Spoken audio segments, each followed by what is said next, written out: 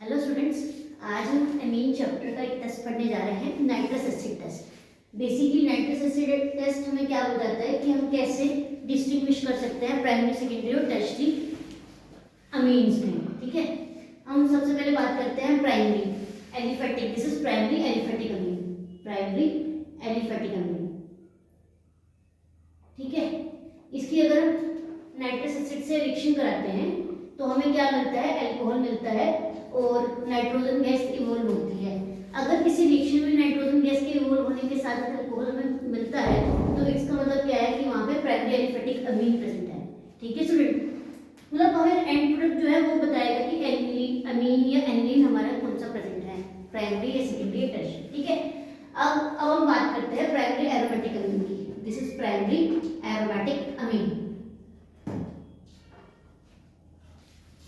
ठीक है, अगर हम इसकी रिएक्शन कराते हैं उसी कंडीशन में 0 to 5 डिग्री सेंटीग्रेड पे, तो हमें क्या मिलता है, डाइएजोनियम सॉल्ट। ठीक है, इस तरीके से ट्रिपल बॉन्ड N और Cl, ये एक डाइएजो ग्रुप है।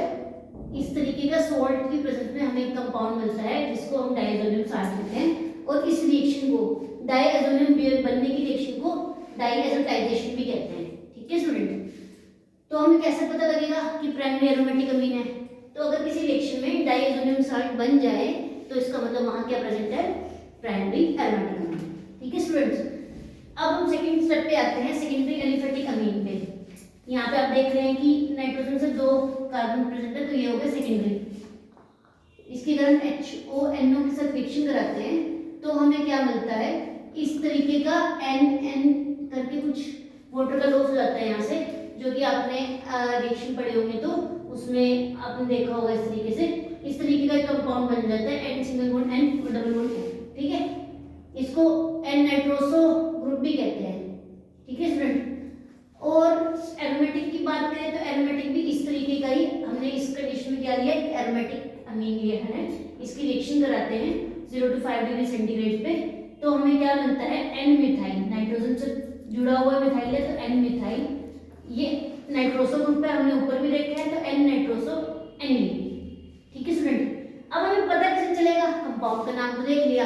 ये क्या होता है, येलो कलर का ऑयली सब्सटेंस अगर बन जाए, येलो ऑयली सब्सटेंस बन जाए तो हमें क्या पता लगेगा कि इसमें सेकेंडरी एरोमेटिक अमीन प्रेजेंट था। ठीक है स्टूडेंट्स, मतलब हम कंपाउंड के एंड प्रोडक्ट को देख के बता सकते हैं कि कौन सी अमीन या एरोमेटिक ग्रुप या एलिफेटिक ग्रुप प्रेजेंट है। स्टूडेंट, अब हम थर्ड स्टेप पे आते हैं। अगर हमने टर्शियरी लिया है, यहाँ पे ये टर्शियरी ग्रुप लिया और इसकी HONO के साथ रिएक्शन कराया, ये एक इलेक्ट्रोफिलिक सब्स्टिट्यूशन रिएक्शन हो जाएगी।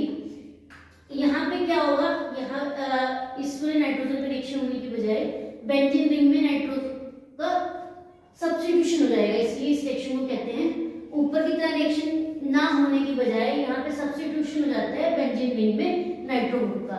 तो यहाँ क्या बनता है, पैरा पोजीशन पे नाइट्रो ग्रुप लग जाता है, पैरा नाइट्रोसो NN, नाइट्रोजन से 2 मिथाइल ग्रुप है एनिलीन। ये क्या सब्सटेंस होता है, ग्रीन कलर का सब्सटेंस बनेगा। अगर ग्रीन कलर सब्सटेंस अगर हमारा रिएक्शन में बन जाता है तो हमें क्या पता लग जाता है, उस रिएक्शन में हमारा टर्शियरी एरोमेटिक अमीन प्रेजेंट था। ठीक है स्टूडेंट्स, होप आपको समझ आया होगा कि अगर नाइट्रोजन गैस का इवोल्यूशन हो जाए तो प्राइमरी अमीन, ठीक है, डाइएजोनियम सॉल्ट बन जाए तो प्राइमरी एरोमेटिक अमीन, और येलो सब्सटेंस से हमें पता लगेगा सेकेंडरी, और ग्रीन कलर का अगर सब्सटेंस में रिएक्शन में मिल जाता है तो टर्शियरी हो गया। ठीक है students, thank you so much.